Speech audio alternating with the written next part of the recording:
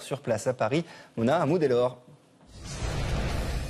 Mona, vous êtes toujours dans le cortège parisien. On parlait de tension tout à l'heure. Qu'en est-il maintenant ?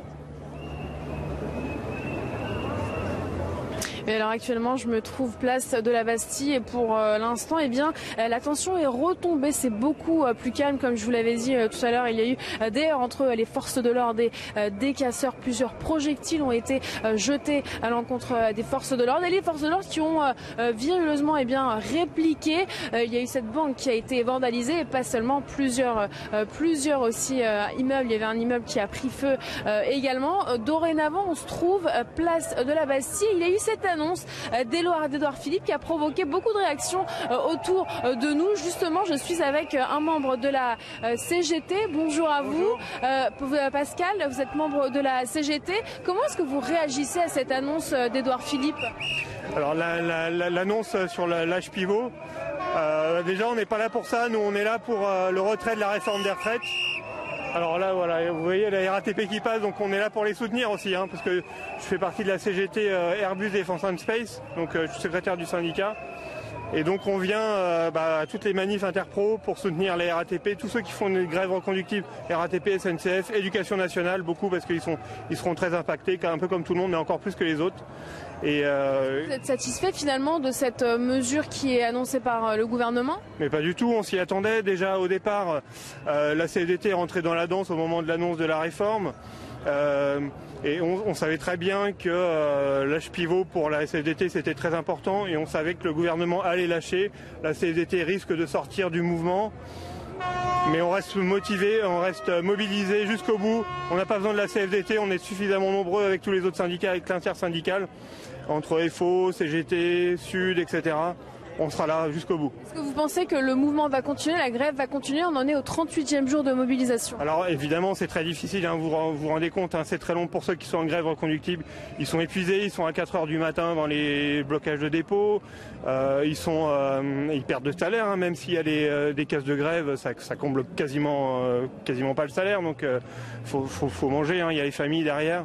Mais moi je les ai eus, ils sont fatigués mais ils veulent rien lâcher et puis quand ils nous voient, le privé et tous ceux qui viennent pas forcément aux grèves reconductibles et au blocage, ils sont tous là en fait. Finalement on a vu plusieurs syndicats se joindre, il y a également eu les Gilets jaunes qui se sont joints. Est-ce que vous pensez que la mobilisation peut dépasser encore les 40 jours par exemple ? De toute façon déjà la semaine prochaine, on continue jusqu'au bout. Donc il y a mardi, mercredi, jeudi, on y sera, ça va rien changer. Tout l'intersyndical, il est pour le retrait de la réforme. Donc tant qu'il n'y a pas le retrait de la réforme, on restera là. Après, Parce qu'il y a eu des négociations hier avec tous les syndicats qui sont allés négocier avec le gouvernement. Est-ce que finalement vous êtes optimiste pour l'avenir ? Parce que j'ai pu parler à plusieurs membres de la CGT ou membres de Force ouvrière qui me disaient qu'ils continueraient cette mobilisation et qu'ils ne lâcheraient pas. Mais bien sûr qu'on continuera, les Gilets jaunes sont avec nous. D'ailleurs, on était tous ensemble, ça s'est très très bien passé. Il y a eu un petit blocage, mais quasiment rien. Donc c'est vraiment génial. Il y a vraiment une solidarité et je vois pas ce que la réforme peut changer dans la dans notre détermination à aller jusqu'au bout. Est-ce que vous sentez que le gouvernement vous écoute ? Évidemment que non. On sait très bien que déjà le gouvernement comprend rien à la réforme. Vous avez bien vu que ce soit Pénicaud ou les autres ministres ou même les députés de la République en marche. Ils comprennent rien, ils savent même pas l'expliquer. C'est une réforme faite par BlackRock, pour BlackRock. Quand je dis BlackRock, c'est tous les financiers, AXA, etc.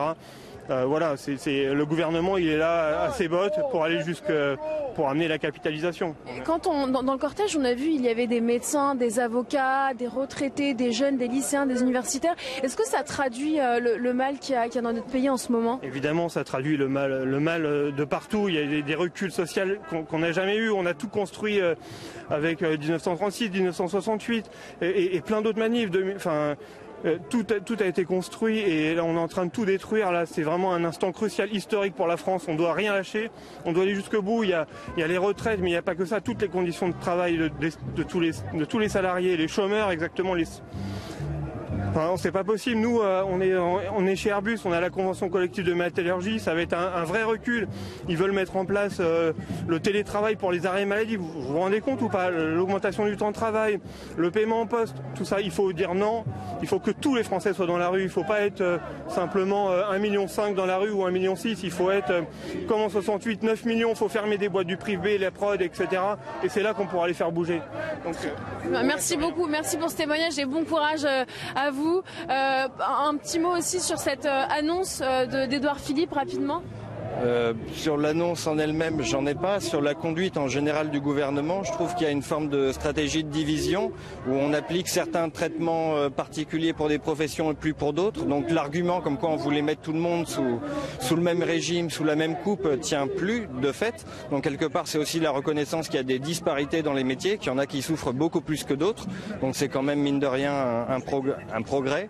Et j'espère que ça va continuer, mais je sens pas vraiment le gouvernement complètement à l'écoute et complètement disposé à prendre en compte tous ces gens qui font des sacrifices sur leur semaine, sur leur week-end, sur leur salaire, sur leur famille pour faire avancer la situation, essayer de préserver un minimum de qualité de vie. Parce que quand on regarde les très gros salaires du CAC 40, ils se prennent des augmentations de 10-12% sur les revenus. Je connais pas beaucoup de monde autour de moi qui a des augmentations de revenus ou de patrimoine de 10-12%. Et vous allez donc continuer, vous aussi, à vous mobiliser? Évidemment. Ça va être le mot de cette interview. Merci beaucoup à vous. Bon courage à vous. Vous lâchez rien. Merci à vous. Merci à vous pour vos témoignages. Vous l'avez entendu, Pierre, des manifestants qui restent déterminés avec des syndicats qui ne sont pas du tout, en tout cas, convaincus par cette mesure, cette suppression de l'âge pivot de cette réforme. Ils veulent que cette réforme soit retirée à 100%. On en est au 38e jour de mobilisation. C'est finalement peut-être pas la fin de cette grève. Merci beaucoup Mona Moudeller pour toutes ces précisions.